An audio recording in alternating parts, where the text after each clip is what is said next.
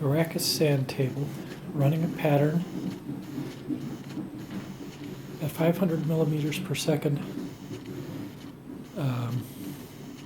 The ball is a rubber-coated steel ball from a old PS2 mouse. Note the noise level.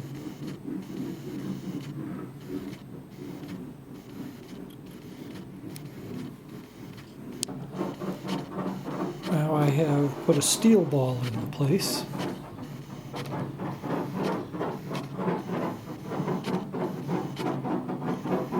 Note the noise level.